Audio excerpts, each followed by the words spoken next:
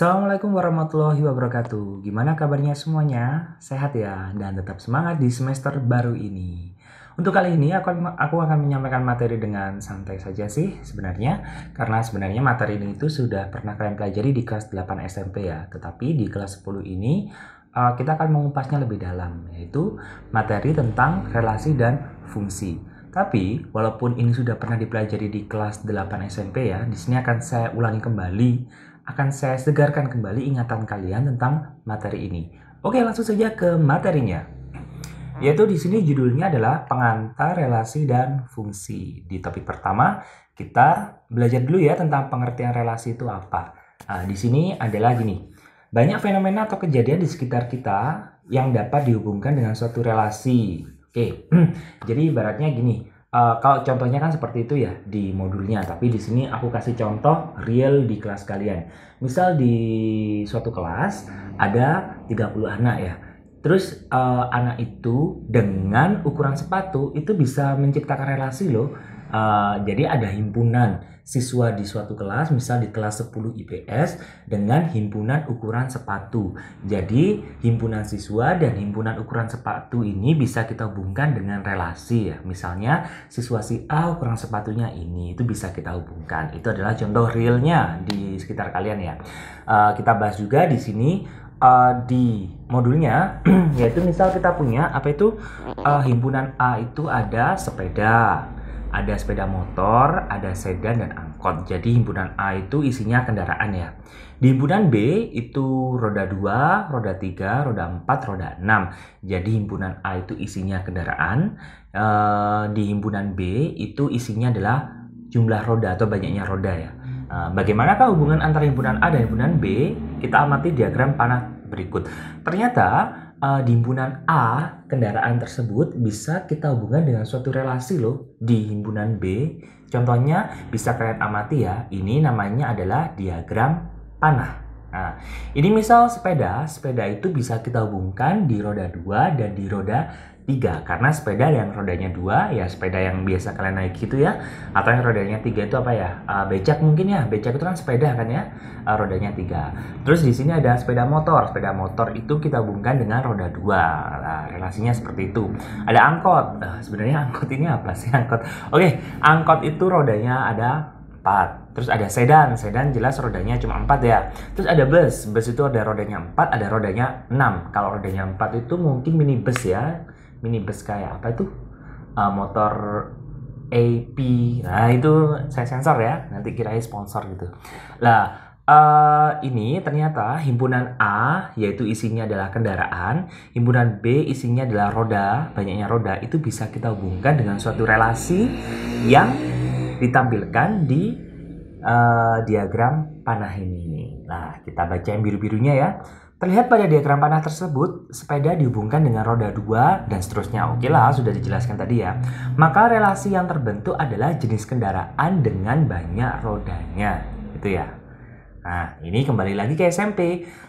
Yang A ini ya disebut dengan domain ya.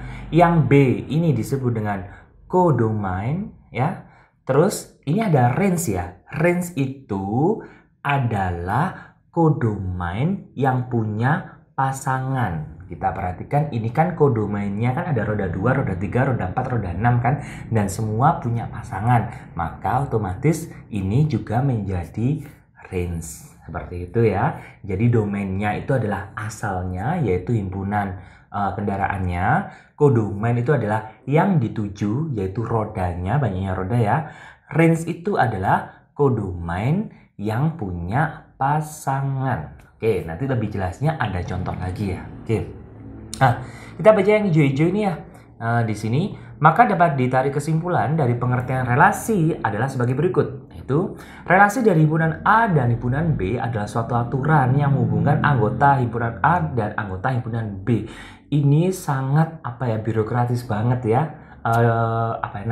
Deskriptif banget dan sudah dimengerti. Intinya relasi itu menghubungkan dari himpunan domain ke himpunan codomain, dari himpunan daerah asal ke himpunan daerah kawan. Seperti itu ya, itu adalah relasi. Nah, Di sini juga penulisan relasi tadi sudah disajikan dengan diagram panah ya. Tapi ternyata penulisan relasi tersebut ada 4 cara loh ya. Kalau di matematika di sini yaitu ada dengan diagram panah, ada dengan pasangan berurutan, ada dengan grafik, ada dengan persamaan. Kalau relasinya itu dalam segi matematis bisa disajikan dengan 4-4-nya loh. Tapi kalau contohnya itu kayak dunia nyata, kayak seperti ini, sepeda dengan roda itu, mungkin ini hanya bisa disajikan dengan apa ya? Ini mungkin ya dengan diagram panah bisa, berurutan bisa, pasangan berurutan dan apa ini? Grafik ya. Kalau grafik kayaknya nggak bisa deh. Ini soalnya contohnya bukan contoh matematis ya.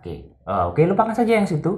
Kita lanjut saja ke yang bisa saja diterjemahkan ke bentuk matematis. Oke, di sini ya kita akan berlatih untuk menuliskan relasi tersebut dengan 4 cara.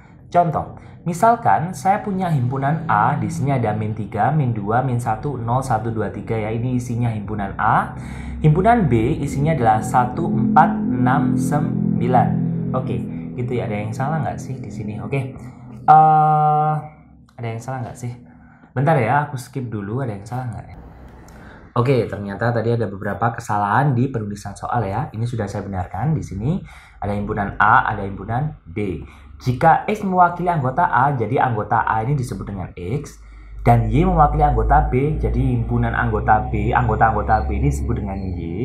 Dan relasinya adalah, ya ini ya, B merupakan kuadrat dari A. Ingat ya, kita punya himpunan domainnya ada, himpunan kodomainnya ada, dan relasinya ada, yaitu adalah B merupakan kuadrat dari A. Di sini kita diminta untuk menuliskan relasi tersebut dengan 4 cara ya, yaitu dengan diagram panah, dengan pasangan berurutan, dengan grafik, dan dengan persamaan. Oke, kita jawab saja. Di sini nggak terlalu sulit kok di sini ya. Ini kita tulis lagi ya. A itu adalah min 3, min 2, min 1, 0, 1, 2, 3 sesuai dengan soal. B itu adalah 1, 4, 6, 0, 9 sesuai dengan soal ya. Nah, ini relasinya harus bisa menerjemahkan ya. Dari suatu kalimat yang panjang harus kita terjemahkan ke kalimat matematis. Oke. Di sini relasinya adalah B merupakan kuadrat dari A. B merupakan kuadrat dari A. Atau bisa saya ubah ya. B itu adalah kuadrat dari A. Jadi awalnya B merupakan kuadrat dari A. Saya ubah jadi B adalah kuadrat dari A. Atau B ini adalah kuadrat dari A. Jadi aturannya adalah B sama dengan A-nya dikuadratkan gitu ya, atau B sama dengan A kuadrat. Jadi kita bikin tabel ya. Ini A kita tulis, A itu adalah min 3, min 2, min 1, 0, 1, 2, 3. Ingat, B itu adalah kuadrat dari A. Kalau A-nya min 3, maka B-nya adalah min 3 dikuadratkan ketemunya 9. Kalau A-nya min 2, maka B-nya itu adalah min 2 dikuadratkan ketemunya 4. Dan ini sesuai dengan soal loh ya, nggak terserah kalian enggak. Kalau soalnya bilang gitu ya udah kita turuti, dan itu bisa berbeda loh tergantung dari soalnya. Oke, di sini kalau A-nya min 1, maka B-nya adalah kuadrat dari min 1, yaitu min 1 kuadrat hasilnya adalah 1 dan seterusnya. Artinya apa? Di sini min 3 itu dipasangkan dengan 9, min 2 dipasangkan dengan 4, min 1 dipasangkan dengan 1, 0 dipasangkan dengan 0, 1 dengan 1, 2 dengan 4, 3 dengan 9. Seperti itu ya. Itu sudah kita buat tabelnya. Sekarang kita transfer ke penulisan cara penulisan relasi ya. Yang pertama adalah diagram panah. Oke, ini ya. A-nya itu adalah domain. Kita tulis min 3, min 2, min 1, 0, 1, 2, 3 ya. Sesuai dengan soal ini ya. Untuk kodomainnya itu sesuai dengan soal juga ya. Jadi 14069 tadi salah ketik ya. 14069. Oke, kita pasangkan tadi apa? Min 3 dengan 9 ya. Min 3 itu kita pasangkan dengan 9. Kita panah min 3 dengan 9. Oke, seperti itu ya. Min 2 dengan 4 kita pasangkan lagi. Min 2 dengan 4. Terus apa lagi? Min 1 dengan 1 dan seterusnya seperti itu ya. Oke, di sini kita tulis domainnya adalah ini ya, domain kita tulis daerah asal yaitu di A, kodomainnya yaitu 14609. Lah, ini yang beda. Range-nya tadi kita tahu ya, range itu apa? Range itu adalah domain yang range itu adalah kodomain yang punya pasangan. Kita perhatikan kodomainnya kan ada 14069. 1 punya pasangan, maka dia range. 4 punya pasangan, maka dia termasuk range ya. 0 punya pasangan ya, maka dia termasuk range. 6 tidak punya pasangan loh ya, maka 6 nggak masuk range. 9 punya pasangan, maka dia masuk range. Jadi range-nya itu hanya 1, 4. Oh, ini ada nolnya ya, maaf ya. 1, 4, 0, 9. Loh, kok nulis himpunannya nggak urut? Nggak masalah, it doesn't matter. Untuk penulisan himpunan tidak harus urut ya, misal harus 0, 1, 4, 9, enggak, terserah. Yang penting dia itu ada tanda kurung kurawalnya. Oke, itu adalah dengan diagram panah. Pena kan ya? Seperti gambar biasa gitu ya. Terus sekarang dengan pasangan berurutan ini juga gampang banget. Ini tinggal gini loh, cuma dipasang nong ini kayak dipasang-pasangkan min 3 dengan 9, min 2 dengan 4, min 1 dengan 1, dan seterusnya. Itu adalah cara penulisan dengan pasangan berurutan. Tidak usah dicatat ya, karena nanti handout ini atau materi ini akan aku upload di kolom deskripsi. Jadi kalian harus cek di sana. Oke. Tadi diagram panah sudah, pasangan berurutan sudah, sekarang dengan grafik. Nah, untuk menggambarkan relasi ini ya, jadi ini sih. Ini 2, biarkan ya. Untuk menggambarkan suatu relasi dalam bentuk grafik, maka yang pertama harus kalian gambarkan adalah diagram Cartesiusnya. Seperti tradisinya, kalau akan menggambar suatu grafik, kita gambarkan dulu Cartesiusnya. Ini kayak kuis tak gambar tapi jajal ya, tak urat-arit. Nah, ini tak urat-arit. Ini tak urat-arit. Tak skip ya.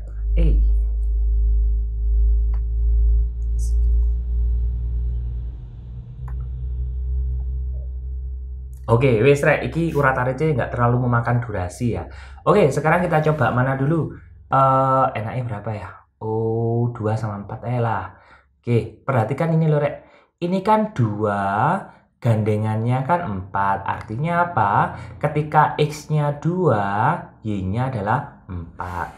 Sekarang ini. Ketika X-nya 2, terus ini ya.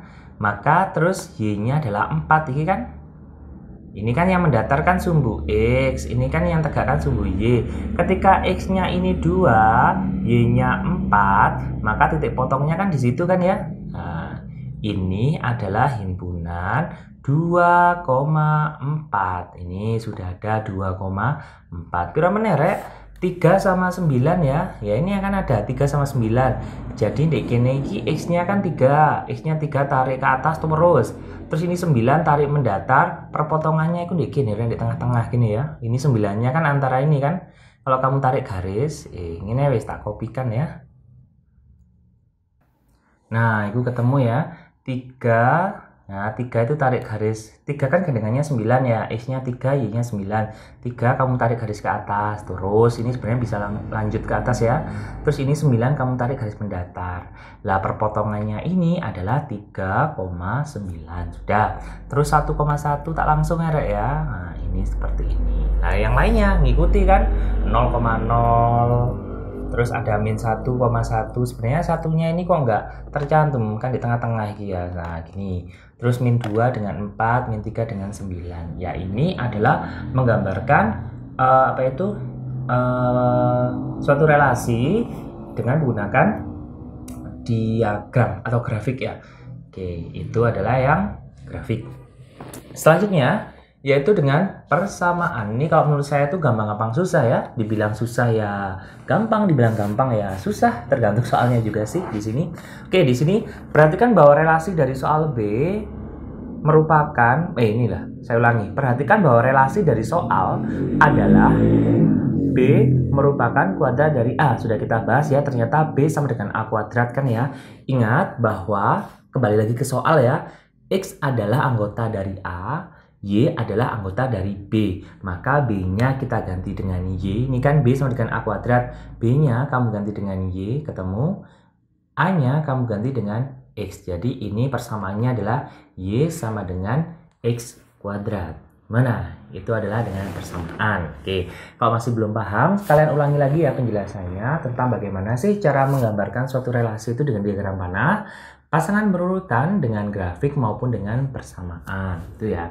Oke, di sini ada latihan. Kalau kalian bisa coba sendiri ya di sini untuk latihan yang satu di sini. Oke, itu adalah topik yang pertama. Sekarang kita lanjutkan. Selanjutnya adalah fungsi. Tadi relasi, sekarang adalah fungsi. Ke pengertian fungsi. Oke, ini saya bacakan dulu ya. Kita sudah belajar tentang relasi yang banyak sekali macamnya. Oke, perlu kalian ketahui dalam relasi yang begitu banyak, ada banyak kan relasinya ya, dapat digolongkan menjadi dua, yaitu relasi yang merupakan fungsi ya, dan relasi yang merupakan bukan fungsi. Jadi relasi begitu banyak itu kita bisa split, kita bisa golongkan menjadi dua golongan besar ya, yaitu relasi yang merupakan fungsi dan relasi yang merupakan bukan fungsi. Untuk ilustrasinya, perhatikan lingkaran ini. Relasi kan suatu, ini kan lingkaran yang hijau ya, ini banyak banget di sini relasi, dan di dalam relasi ini ada yang berupa fungsi, ada yang bukan fungsi. Sebenarnya nggak boleh gini sih, sebenarnya lingkarannya harus penuh ini. Oke, itu sebagai apa itu ya, menolong kalian memahami tentang apa itu relasi, apa itu fungsi dan bukan fungsi di situ ya. Oke, jadi di sini ini yang biru ya. Misalkan diketahui himpunan A dan himpunan B ya, suatu relasi ke A dan B dikatakan fungsi. Jadi suatu relasi itu dikatakan fungsi jika ada jikanya di sini. Setiap anggota dari A dipasangkan tepat satu kali di anggota B. Jadi di domainnya itu harus dipasangkan tepat satu kali. Ingat ya, dia dikatakan fungsi jika setiap anggota domainnya dipasangkan tepat satu kali. Di luar itu, dia bukan fungsi. Oke, amati ilustrasi berikut. Oke, ini ya. Berikut disajikan relasi dalam bentuk diagram panah dengan A merupakan domain, oke, dan B merupakan kodomain. Oke, diagram panah ya. Ini pertama ada Tikus, Jamal, udah malam ini. Tias, Jamal, Farid, Dika. Ini ada voli, basket, tenis.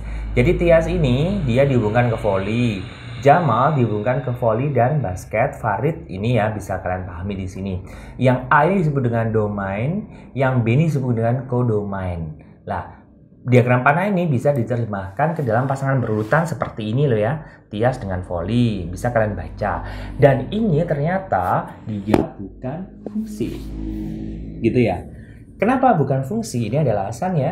Alasannya adalah karena Jamal dan Farid dipasangkan lebih dari satu kali. Nah, Jamal kan anggota domain. Tadi kan kita sepakat bahwa dia kalau dikatakan fungsi, bahwa anggota domainnya itu harus tepat dipasangkan satu kali loh, ya, nggak boleh dua kali, nggak boleh tiga kali, nggak boleh empat kali, maka dia bukan fungsi. Oke, sebentar.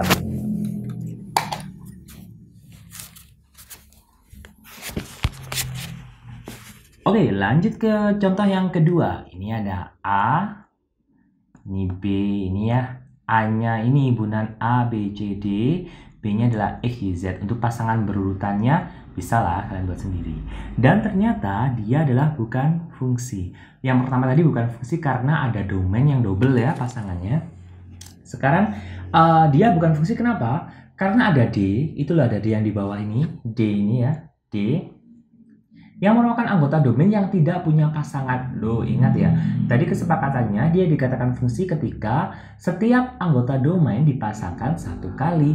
Lah di sini ada anggota domain yang nggak punya pasangan loh, maka dia bukan fungsi. Seperti itu ya. Oke, contoh yang ketiga. Ini ya, domainnya adalah 30-36, Y-nya adalah -102. Ini pasangan berurutannya gampang banget. Nah, di sini dia tergolong fungsi loh. Loh, tapi kan itu ada 0 sama 0 dan 3 sama 0. Wait, ingat syarat fungsi apa? Pertama adalah setiap anggota domain harus berpasangan. Oke, lihat min 3, 0, min 3, min 6 kan dia berpasangan.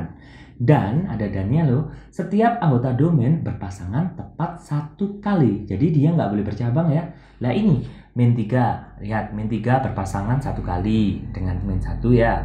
0 berpasangan satu kali dengan 0. Min 3 berpasangan satu kali dengan 0, min 6 berpasangan satu kali dengan 2. Maka dia fungsi. Kalau kodomainnya nggak apa-apa dong bercabang atau double, nggak apa-apa. Kita kan cuma bicara di domain saja kan, kesepakatannya kan di domain. Kalau kodomainnya double mau apa, nggak masalah sih sebenarnya itu.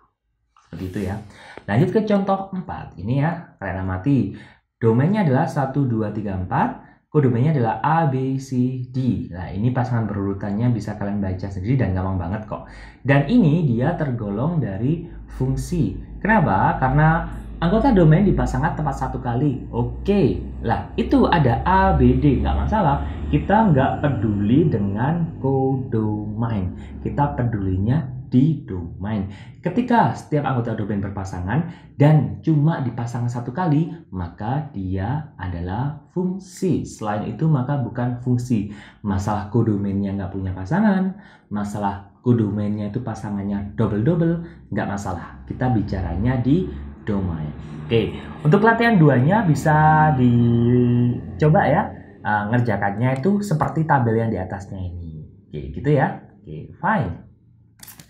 Lanjut untuk topik selanjutnya adalah apa ini? Menentukan suatu persamaan C. Nah, menentukan suatu persamaan grafik merupakan fungsi atau bukan. Tadi kan kita cuma diagram panah ya. Sekarang ada suatu grafik fungsi Oh, grafik fungsi ya enggak grafik fungsi. Ada suatu grafik fungsi, kita harus mengidentifikasi dia itu termasuk fungsi atau bukan. Nah, ini ya seperti contohnya. Aduh, ramai banget. Udah malam ya. Ini ada A. Grafik A itu seperti ini. Grafik B itu seperti ini. Grafik C itu seperti ini. Nah, caranya adalah coba kalian gambar garis tegak. Gambar garis tegak ya. Ketika ada satu saja garis yang memotong grafik lebih dari satu kali, maka dia bukan fungsi. Saya ulangi lagi ya. Cara mengidentifikasi suatu grafik itu dia tergolong fungsi, maka kalian gambar garis tegak. Ya, garis tegaknya bisa lebih dari satu, banyak itu nggak apa-apa.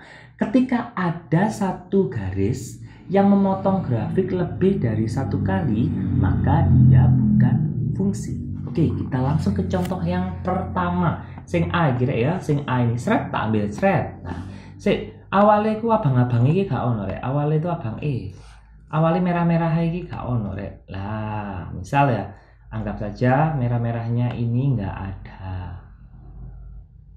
Oke, aduh. Oke, tak skip sih.